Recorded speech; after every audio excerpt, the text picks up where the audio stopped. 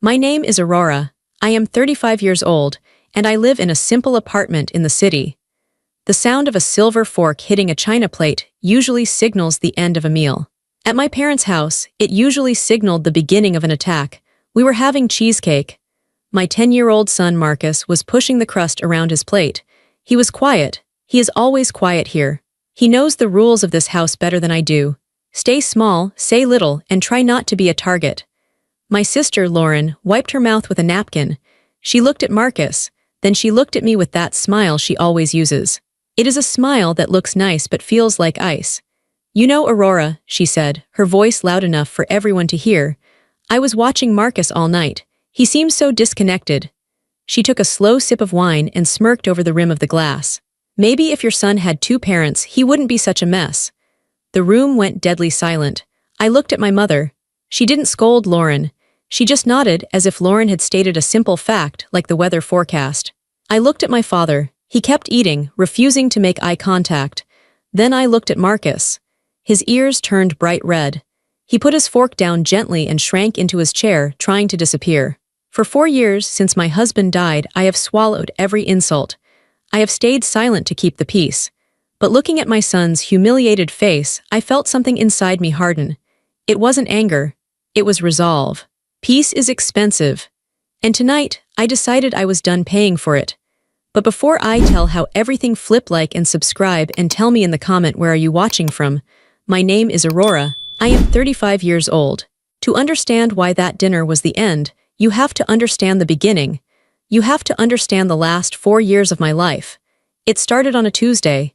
Tuesdays are supposed to be boring. They are supposed to be for grocery shopping and laundry. But that Tuesday was the day 2 police officers knocked on my door. They took their hats off. I knew right away. You don't take your hat off for good news. They told me my husband, Greg, was gone. A truck had swerved. It was instant. That was the moment my life broke into 2 pieces, before and after. In the before, I was just Aurora. I was happy. Greg and I weren't rich, but we were solid. We paid our bills. We went to the movies on Fridays. We laughed a lot. We were building a good life for Marcus. In the after, I became something else to my family. I became poor Aurora. I became a project. I became a charity case. At the funeral, my sister Lauren didn't hold my hand. She didn't ask me how I was breathing when it felt like there was no air in the room. Instead, she stood by the casket and told everyone how strong she was for supporting me. She wore a dress that was a little too tight, a little too fancy for a funeral. She cried loudly, even though she and Greg had never really gotten along. She made sure everyone saw her tears. My mother patted my back. It wasn't a comforting pat. It was a heavy, rhythmic thud, like she was trying to burp a baby. Don't worry, Aurora, she said in front of the neighbors. We will make sure you don't end up on the street. We know Greg didn't leave you with much. She said it loud enough for the whole room to hear. Shame washed over me, hot and prickly. Greg had left me with life insurance. He had left me with love. But to them, without a husband, I was instantly a failure. For the next 4 years, this became the pattern. I moved into a smaller apartment. It was a choice. I wanted to save money. I wanted to be smart. I wanted to put money away for Marcus's college. But my family decided I moved because I was destitute. Oh, look at this place, Lauren said the first time she visited. She didn't take off her shoes. She walked around my living room like she was afraid she might catch a disease from my floor. It's so cozy, so compact. Good for you, Aurora, making do with less. It has 2 bedrooms, Lauren. It's fine, I said. Of course, she said, giving me that pitying smile. It's brave. They never asked to see my bank statements. They never asked about my job. I was working hard. I had gone back to work at the bank. I was climbing the ladder. I was good with numbers. I was good with people. But they didn't want to know that. They wanted the story of the struggling widow. It made them feel better about themselves. Every Sunday, we went to my parents' house for dinner. And every Sunday, it was a lesson in how to be small. They treated Marcus like he was broken, too. Here, Marcus, my father would say, handing him $5. Go buy yourself a candy bar. I know your mom can't do much for you right now. I wanted to scream. I bought Marcus candy. I bought him video games. I bought him new sneakers. But I couldn't say that. If I said that, I was being ungrateful. If I said that, I was being difficult. So I swallowed it. I swallowed the anger like a pill that got stuck in my throat. Lauren was the star. Lauren had a husband, David. David was in sales. He drove a big leased car. Lauren stayed home. She was a homemaker. According to my mother, this was the highest calling. Lauren had 2 kids, twins, a boy and a girl. They were perfect. They took piano lessons. They took French lessons. They wore matching outfits for holiday cards. Lauren is just so capable, my mother would say while we washed dishes. She keeps such a beautiful home. It's a lot of work managing success. Then she would look at me, scrubbing a pot. But you're doing your best, Aurora, we know that. My best was never enough. My best was invisible. The insults were never direct. That's the thing about polite cruelty. If you call them out on it, they call you crazy. They say you are too sensitive. For example, last Christmas, Lauren gave me a gift card to a grocery store. I just thought, she said in front of everyone, that this would help with the essentials. You know, milk, eggs. So you don't have to worry this month. I was wearing a silk blouse I had bought for myself with my bonus check. A bonus check that was $5,000. But I took the $50 gift card. I said thank you. See, my father said, nodding at Lauren. Your sister is so thoughtful. You should be grateful, Aurora. Grateful. That was the word they used to chain me down. Be grateful we feed you on Sundays. Be grateful we tolerate your sad little life. Be grateful we let you sit at the table with the winners. I looked at Marcus during those years. I saw him changing. He used to be loud. He used to run and jump. But in that house, he became a shadow. He learned that if he spoke, someone would correct him. If he laughed, someone would tell him to settle down. He needs a father figure, David would say, clapping a hand on Marcus's shoulder, a little too hard. Boy needs to toughen up. He's too soft, too much time with his mother. Marcus would look at the floor. He would look at his shoes. It broke my heart every single week. But I kept going. I told myself it was for the family. I told myself that having grandparents was important for Marcus. I told myself that eventually they would see the truth. I was wrong. They didn't want the truth. They wanted the lie. The lie made them feel powerful. The lie made Lauren feel like a queen and me like a peasant. And I let them do it. For 4 long years, I let them do it. Until tonight. The Sunday of the dinner started like all the others, but the air felt heavier. Maybe it was the heat. It was a humid evening. Or maybe it was just my limit approaching, even if I didn't know it yet. We arrived at my parents' house at 5 p.m. sharp. Being late was a sin. Lauren, of course, arrived at 5:15 p.m., but for her, it was an entrance. Traffic was a nightmare, Lauren announced, breezing through the door.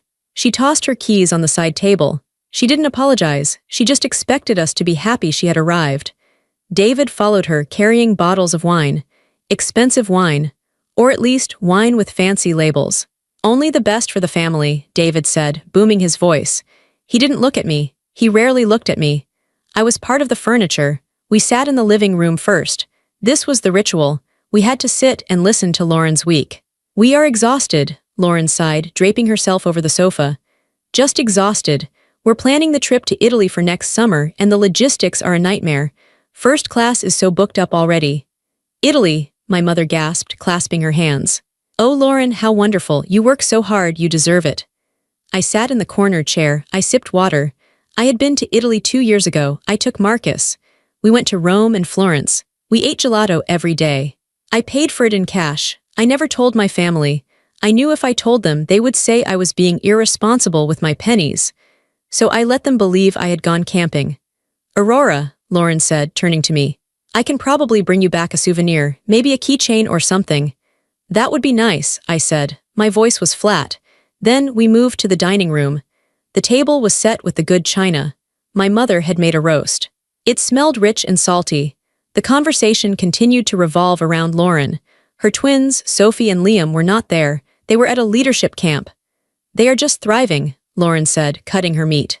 Sophie is top of her class in violin. And Liam, well, the coaches say he's a natural athlete, a natural leader just like his father. David beamed. He chewed with his mouth open just a little. Genes, babe. It's all genes. Then the focus shifted. The spotlight moved from the golden children to the problem child, to Marcus. Marcus was sitting next to me. He was eating quietly. He had cut his meat into tiny, perfect squares. He was trying to be invisible. So Marcus, Lauren said, her voice changed pitch. It went from bragging to that fake, sugary concern. How is school? Still struggling with math? Marcus looked up, startled. I got a B on my last test. A B, Lauren chuckled. It wasn't a nice laugh. Well, that's passing, I suppose. Sophie got an A+, but she studies with a tutor 3 times a week. I guess you don't have those resources. He's doing fine, I said. I tried to keep my voice steady. He's on the honor roll. Honor roll? My father scoffed. He reached for the bread. Honor rolls aren't what they used to be, Aurora. They give those out to everyone now, participation trophies. It's not a participation trophy, Marcus said softly. I worked hard. Speak up, son, David barked. Don't mumble, men don't mumble, Marcus flinched. He dropped his fork. It clattered loudly on the plate. See, Lauren said, gesturing with her wine glass. He's so jumpy, he's so withdrawn. This is where the conversation usually ended. They would make their dig, and I would change the subject. I would ask about the weather, I would ask about the garden. But tonight, Lauren didn't stop. She was drunk on her own superiority. She wanted more. I was talking to my friend Susan the other day, Lauren said, looking around the table to make sure she had everyone's attention. She's a child psychologist. I described Marcus to her. My blood went cold. You talked to a stranger about my son. She's not a stranger, she's a professional, Lauren snapped. And she agreed with me. She said boys raised by single mothers often have these deficits. They lack confidence. They lack drive. They end up like Marcus. Lauren, I said, a warning tone entering my voice. I'm just trying to help Aurora, she exclaimed, looking at our parents for support. Someone has to say it. You're too soft on him. You're babying him because you feel guilty about Greg. That is enough, I said. Is it? Lauren leaned forward. Her eyes were cruel. Look at him, Aurora. He can't even look me in the eye. He's 10 years old and he acts like a frightened rabbit. Maybe if your son had 2 parents, he wouldn't be such a mess. That was the moment. The room went silent. My mother nodded. Lauren is just concerned, Aurora. She wants what's best. My father kept eating. Marcus looked at me. His eyes were wide. They were wet. He looked like he was waiting for me to apologize to them. He was waiting for me to smooth it over. He was waiting for me to accept the insult like I always did. I looked at his plate. He hadn't touched his food since the attack started. Something inside me snapped. It wasn't a loud snap. It was a quiet click, like a lock turning. I put my napkin on the table. I didn't throw it. I placed it gently next to my plate. Excuse me, I said. Running away to cry? Lauren asked, smirking. Go ahead, we'll save you some dessert. I didn't answer. I stood up. My legs felt strong. I wasn't shaking. For the first time in 4 years, I wasn't shaking. I walked out of the dining room. I walked to the hallway where I had left my purse. I wasn't running away. I was getting ammunition. The hallway was cool. I took a deep breath. I could hear them talking in the dining room. She's so dramatic, Lauren was saying. I try to give her advice and she falls apart. It's pathetic, really. She's had a hard time, my mother said, but her voice lacked conviction. But you're right, Lauren. She needs to face reality about that boy. I opened my large tote bag. Inside, nestled between my wallet and a pack of tissues, was a manila folder. It was plain. It was beige. It looked like nothing special. But inside that folder was a nuclear bomb. I had brought it today for a different reason. I had planned to talk to my father privately after dinner. I wanted to show him something about the family trust, but plans change. I picked up the folder. It felt heavy in my hand. I walked back into the dining room. They stopped talking when I entered. They expected me to have red eyes. They expected me to look defeated. I didn't. I looked calm. I felt a strange, cold clarity. I walked to the table. I didn't sit down. I stood at the head of the table between my mother and father. I'm not dramatic, Lauren, I said. My voice was even. It wasn't loud, but it cut through the room like a knife. Oh, please, Lauren rolled her eyes. Sit down, Aurora. You're making a scene. I think you should listen, I said. I placed the folder on the table. I slid it across the white tablecloth. It stopped right in front of Lauren's wine glass. What is this? She asked. She looked at it with disgust. More sketches from Marcus. I don't need. Open it, I said. Lauren looked at David. David shrugged. He looked bored. Lauren sighed an exaggerated, theatrical sigh. She opened the folder. The first page was a letter. It had a red stamp on it. Lauren looked at it. She frowned. She squinted, then her face changed. The smirk vanished. Her skin, usually tanned and glowing, turned a pale, sickly gray. What? She started. Her voice wavered. Where did you get this? Read it, I said. She didn't read it. She slammed the folder shut. This is private, she screamed. How dare you, David, she... What is it? My father asked. He put his fork down. Lauren, what is going on? Nothing, Lauren yelled. She put her hand over the folder. It's nothing. Aurora is just snooping. She's jealous. I reached out and flipped the folder open again. I pointed to the document. It's a foreclosure notice, I said. I looked at my parents. Lauren and David haven't paid their mortgage in 3 months. The bank has started proceedings to take their house. The silence that followed was different than before. It wasn't the silence of awkwardness. It was the silence of shock. That's impossible, my mother said. She laughed nervously. Lauren lives in the estates. David is a top salesman. David lost his job 6 months ago, I said. I looked at David. He was staring at his wine glass, his face bright red. He couldn't look at anyone. He was fired for padding his expense reports. Fraud. My father looked at David. Is this true? David didn't answer. He just drank the rest of his wine in one gulp. And Lauren, I continued, keeping my eyes on my sister. You aren't planning a trip to Italy. You maxed out your credit cards 2 months ago trying to keep up appearances. You can't even afford the gas to get to the airport. Shut up, Lauren shrieked. Tears started to stream down her face. Not fake tears this time. Real, ugly tears of panic. You don't know anything. We just had a cash flow issue. It's temporary. It's not temporary, I said. I saw the numbers. You are drowning. My mother looked like she was going to faint. But the perfect household, the violin lessons, the clothes. All debt, I said. All bought with money they don't have, to impress you, to make me feel small. I looked at Marcus. He was watching me with wide eyes. He wasn't scared anymore. He looked impressed. You called my son a mess, I said to Lauren. You called him broken because he doesn't have a father, but at least he has a home that is paid for, a home that isn't built on lies. You think you're so smart, Lauren spat, just because you found some papers. You're still a nobody, Aurora. You're still the poor widow living in a shoebox. I smiled. It was a cold smile. Am I asked. I reached into the folder and pulled out the second document. The second document was a spreadsheet. It was a printout from my bank. I held it up. Do you know why you haven't been evicted yet, Lauren? I asked. She stared at me, her mouth open. Her mascara was running down her cheeks. She looked like a melting wax doll. Because the bank made a mistake, she whispered. No, I said. Banks don't make mistakes like that. You haven't been evicted because someone has been paying the minimum balance on your arrears for the last 4 months. Someone paid $1,200 a month to keep the wolves away. I dropped the paper on top of the foreclosure notice. It was me, I said. My mother gasped. You, Aurora. But you don't have any money, my father said, confused. We have to give Marcus $5 for candy. I have the money, I said. I paid it because of the twins, Sophie and Liam. They are innocent. I didn't want my niece and nephew to come home from school and find a padlock on the door. I did it for them, not for you. Lauren looked at the paper. She saw the transfer numbers. She saw my name. You knew, she whispered. You knew this whole time, and you let me sit here and brag. You let me talk about Italy. I let you dig your own hole, I said. I was waiting for you to show a single ounce of kindness. Just one moment where you treated me or my son with respect. If you had been kind, I would have kept helping. I would have helped you figure this out. I paused. I looked at Marcus. I remembered the way he shrank in his chair when she called him a mess. But you weren't kind, I said. You were cruel. You used my son's pain to make yourself feel big. I took a deep breath. This was the part that was going to hurt them the most. This morning, I said, my voice steady, I called the bank. I told them to reverse the last 4 payments. I told them they were unauthorized transfers. David's head snapped up. You did what? I reversed the payments, I repeated. Since you like to talk about 2 parents managing a household, I figured you 2 could handle it. No, David said. He stood up. He was panic-stricken. Aurora, you can't. If those payments are reversed, the total arrears hit immediately.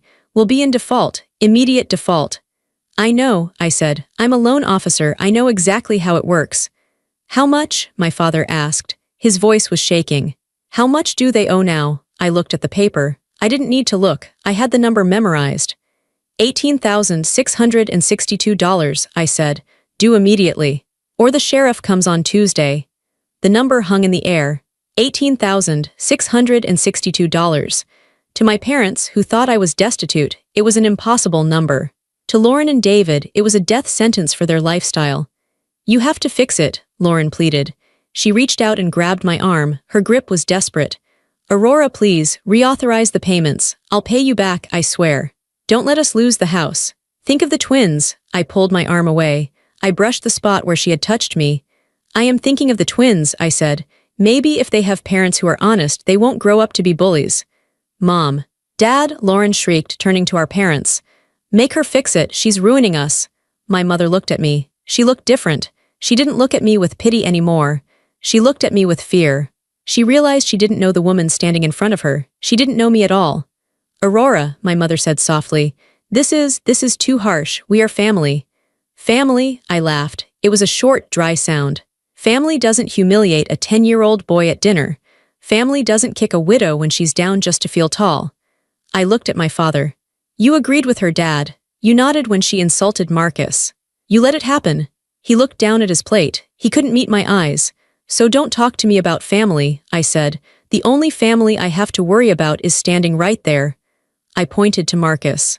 And Marcus, I said, looking at my son, is done being your punching bag. I turned back to Lauren. The money is gone, Lauren. It's back in my account. You have until Tuesday to find $18,000. Maybe you can return those designer shoes you're wearing. That might cover the interest.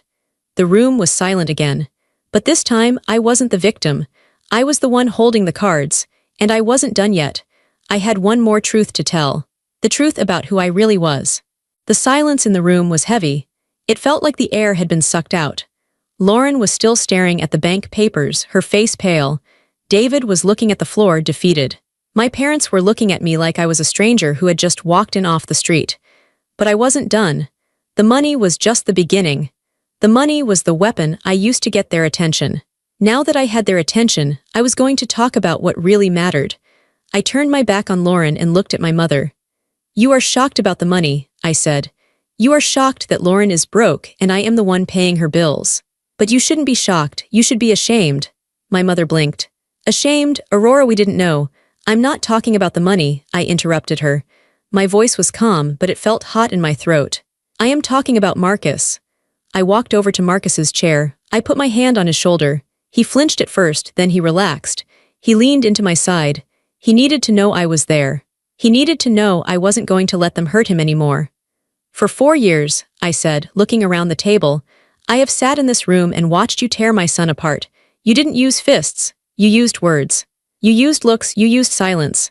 We love Marcus, my father said weakly. He's our grandson. Do you? I asked.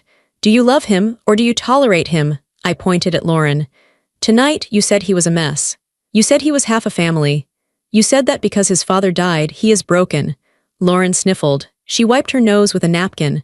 I was concerned. It's not normal for a boy to be so quiet. He is quiet because he is afraid of you, I said. He is quiet because every time he speaks, you correct him, you compare him to your children, you make him feel small so you can feel big. I took a deep breath. I was about to say something I had never told anyone. It was a secret that hurt me every single day. Last month, I said, my voice trembling just a little, Marcus came into my room at 2 in the morning. He was crying. I looked down at Marcus. He was looking at his hands. I squeezed his shoulder gently. He asked me a question, I continued. He asked me if his dad died because he was a bad kid. He asked if God took his father away as a punishment. My mother gasped. Her hand flew to her mouth. Oh no, that's terrible. Yes, it is terrible, I said. But do you know why he thought that? He thought that because of you, because of this family.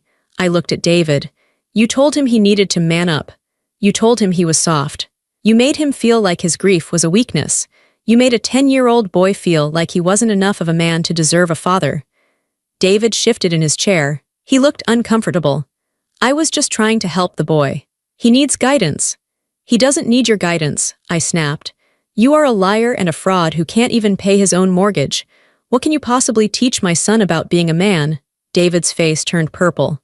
He opened his mouth to shout, but he closed it again.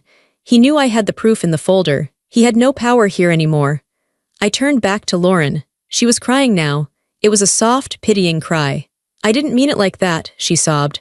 I just wanted him to be happy. I wanted him to be like Sophie and Liam. He will never be like them, I said. And thank God for that. My son is kind. My son is gentle. My son shares his lunch with kids who don't have food. He doesn't need to be loud to be strong. He doesn't need to brag to be important. I looked at my parents. You let this happen, I said. Every Sunday. You watched Lauren make fun of his clothes. You watched David make fun of his grades. And you did nothing, you nodded, you laughed. We didn't want to cause a fight, my father said. We wanted peace. You wanted peace for yourselves, I said. You didn't care that your peace was costing my son his self-esteem. You sacrificed Marcus so you could pretend everything was perfect. I felt a tear run down my cheek. I wiped it away angrily. I wasn't crying for me. I was crying for the years we had wasted trying to please these people. Marcus asked me if he was half a family, I said, because you told him that. You told him that without a dad, he is incomplete. I leaned down and looked Marcus in the eye. I wanted him to hear this. I wanted everyone to hear this. We are not half a family, I said clearly. We are a whole family. Just me and you, we are enough, we have love, we have truth, and that is more than anyone at this table has.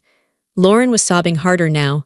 Aurora, stop, please, I'm sorry, I'm so sorry. I looked at her. Her face was red and blotchy.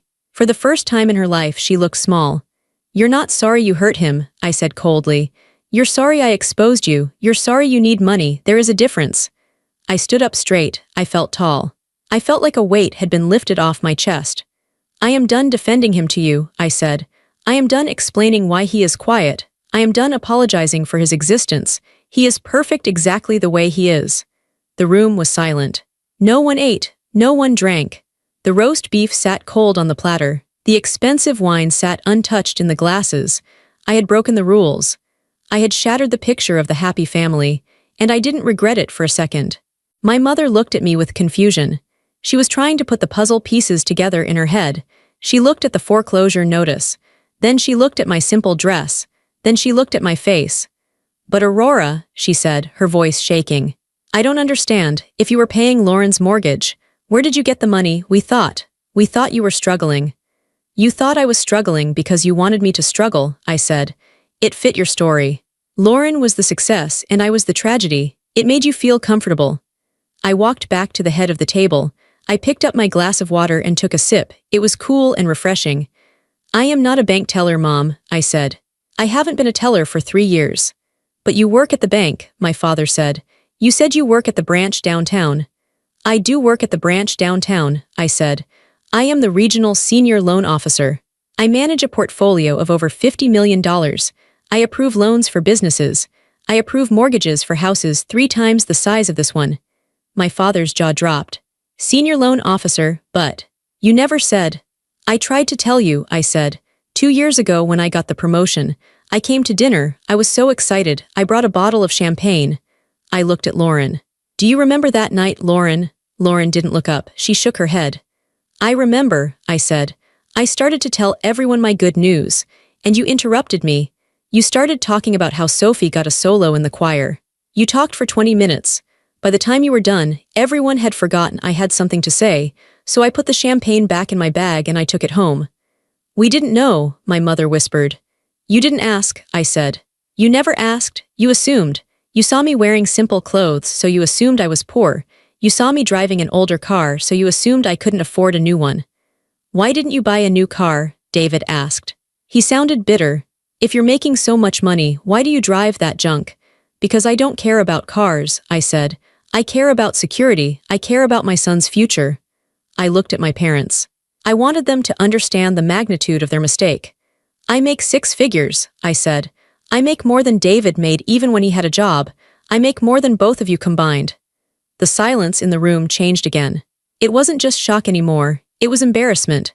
My parents realized they had been giving $5 to the wealthiest person at the table.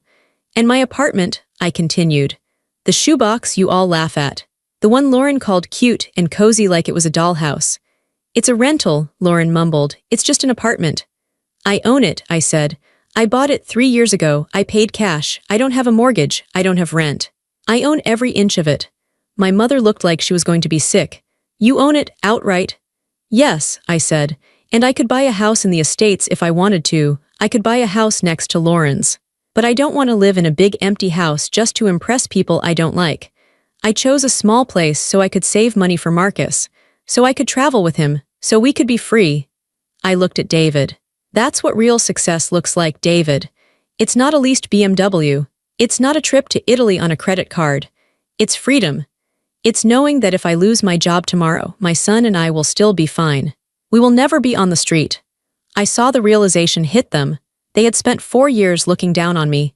They had treated me like a charity case. They had felt superior because they had things and I didn't. But now they knew. The things were fake. Lauren's life was a house of cards. My life was built on stone.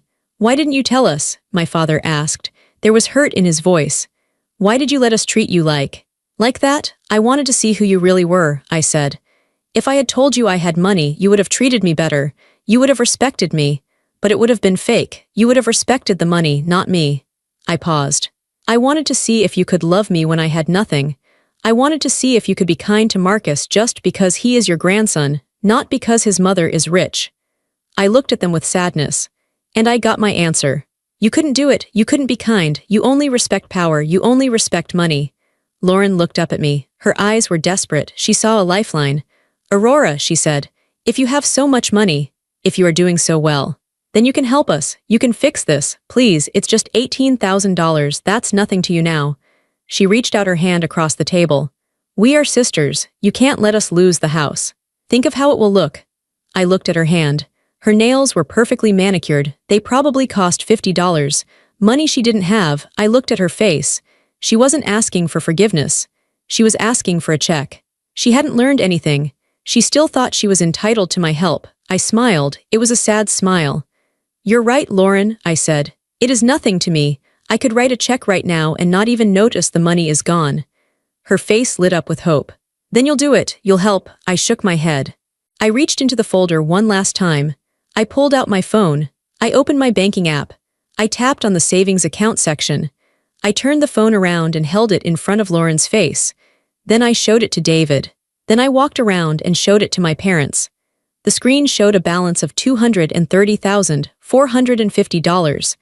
$230,000, I said. That is just my savings. That doesn't count my retirement. That doesn't count Marcus's college fund. My father stared at the screen. He looked like he was looking at a ghost. He had never seen that much money in one place. Aurora, he whispered. That's a fortune. It's security, I said. It's what happens when you don't spend money trying to look rich. I put the phone back in my pocket. I could save you, Lauren, I said. I could pay your arrears. I could pay your mortgage for the next year. I could save your house. I could save your reputation. Lauren nodded eagerly. Yes, yes, please, Aurora, I'm begging you. But I won't, I said. The hope on Lauren's face shattered. It turned into pure horror. What? Why you have it? You just showed us.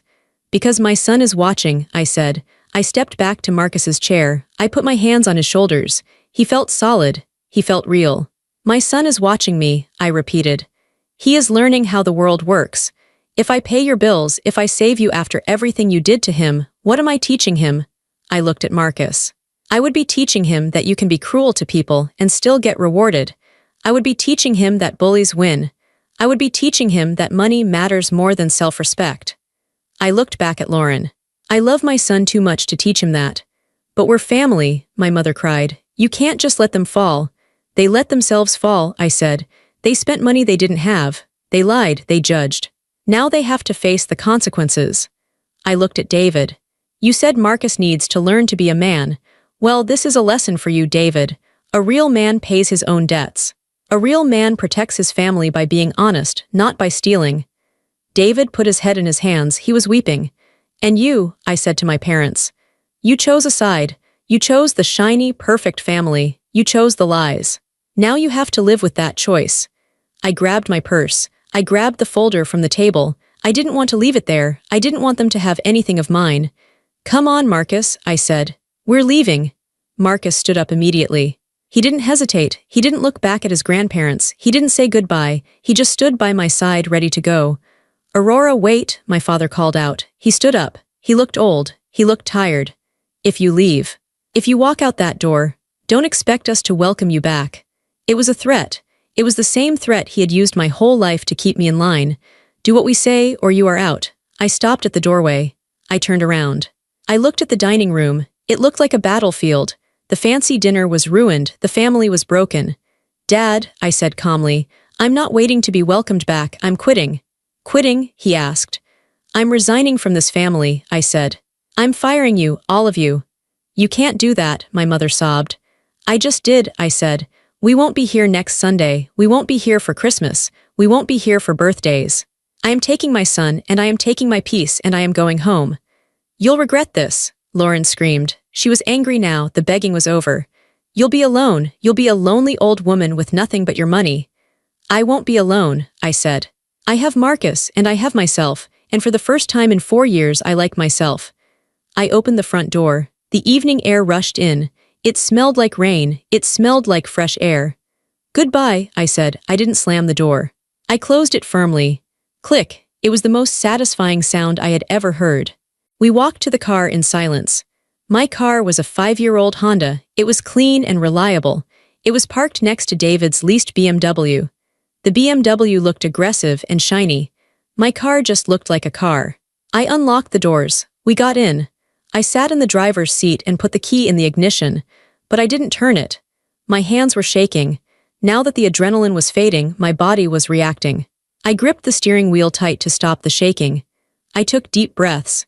In, out, in, out. I was afraid to look at Marcus. I was afraid I had scared him. I had never yelled like that before. I had never been so cold. I was afraid he would think I was mean. Marcus, I said softly. Are you okay? I turned my head to look at him in the passenger seat. He wasn't looking out the window. He was looking at me. His eyes were bright. There was a look on his face I hadn't seen in a long time. Mom, he said. I'm sorry about all that, I started to say. I know it was loud. I know it was scary. I shouldn't have. You stood up for us, Marcus said. He cut me off. His voice was strong. What? I asked. You stood up for us, he repeated. You told them to stop. I did, I said. I had to, they were wrong. I know, he said, but nobody ever tells them to stop. Aunt Lauren always wins.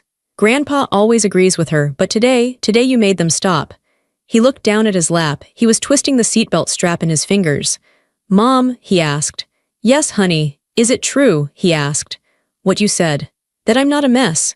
My heart broke all over again. I unbuckled my seatbelt and reached over to him. I grabbed his hand. Oh, Marcus, I said, look at me. He looked up. You are the furthest thing from a mess, I said. You are smart, you are funny, you are the best thing that ever happened to me. Dad would be so proud of you, he loved you so much. Aunt Lauren said. His voice trailed off.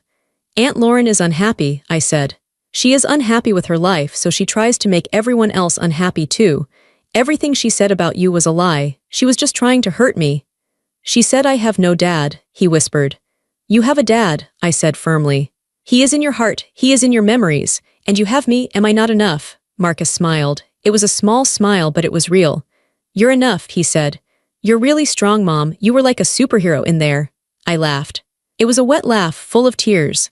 A superhero with a bank statement? Yeah, he grinned. You were like, bam, take that, $18,000. We both started laughing. It was a release. The tension in the car evaporated. We laughed until our sides hurt.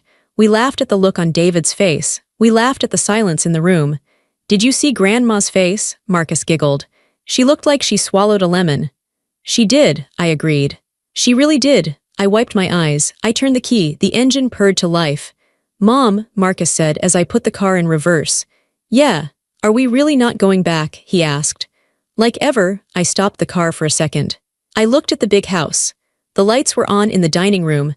I could imagine them in there, arguing, blaming each other, panicking about the money.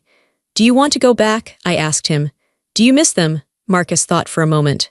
He looked at the house, then he looked at me. No, he said honestly. I always got a stomach ache before we went there. I don't have a stomach ache now. Me neither, I said. My stomach feels great. So we're free? He asked. Yeah, baby, I said. We're free. I backed out of the driveway. I didn't look in the rearview mirror. I put the car in drive and headed toward the main road. The streetlights blurred past us.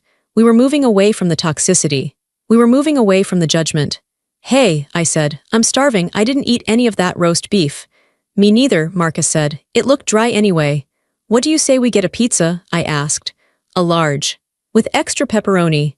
And cheesy bread? Marcus asked, his eyes lighting up. And cheesy bread, I promised. And soda on a school night. Yes, Marcus cheered. He pumped his fist in the air. He looked like a 10-year-old boy again. He wasn't withdrawn. He wasn't a mess. He was just a happy kid going to get pizza with his mom. I drove through the night. The road ahead was dark, but for the first time in 4 years, I wasn't afraid of the dark. I knew where I was going. We got home 40 minutes later. Our apartment building wasn't fancy. It didn't have columns in the front. It didn't have a manicured lawn. But as we walked up the stairs, it felt like a palace. It smelled like our home. It smelled like laundry detergent and old books. I unlocked the door. We walked inside. I turned on the lights. The living room was small. There was a TV, a comfortable sofa, and a bookshelf overflowing with Marcus's comics and my novels. "Home sweet home," Marcus said. He kicked off his shoes and ran to the couch. "Wash your hands," I called out. "Pizza will be here in 20 minutes." I walked into my bedroom to change. I took off the dress I wore for my parents. I put on my sweatpants and an old t-shirt. I looked in the mirror. I looked different. My shoulders weren't hunched. My face wasn't tight with worry. I looked younger. I thought about Lauren. Right now, she was probably screaming at David. They were probably looking for things to sell. They were terrified of Tuesday. I felt a twinge of guilt, just a small one. I had the power to stop their pain. I could write that check. But then I remembered the smirk. Maybe if your son had 2 parents, he wouldn't be such a mess. The guilt vanished. I wasn't punishing them. I was letting them experience the reality they had created. I was letting them grow up. I walked back into the living room. Marcus was already setting up the movie. He had picked an action movie, something loud and fun. "Mom, come sit." He patted the spot next to him. I sat down. He leaned his head on my shoulder. "You know," he said, watching the opening credits, "I'm glad you have money." "Yeah," I asked. "Why? Not because we can buy stuff," he said, "but because you don't have to worry. I hate it when you worry." "I won't worry anymore," I said. "I promise." The doorbell rang. It was the pizza. We ate on the floor. We ate right out of the box. We drank soda. We laughed at the movie. It was a simple night. It was exactly the kind of night my family would look down on. They would say it was common. They would say it wasn't proper. But it was perfect. I looked around my small apartment. I realized that my family had been wrong about everything. They thought a big house made a happy family. They were miserable in their mansion. They thought money bought respect. They had no respect for anyone, not even themselves. They thought I was weak because I was alone, but I wasn't weak.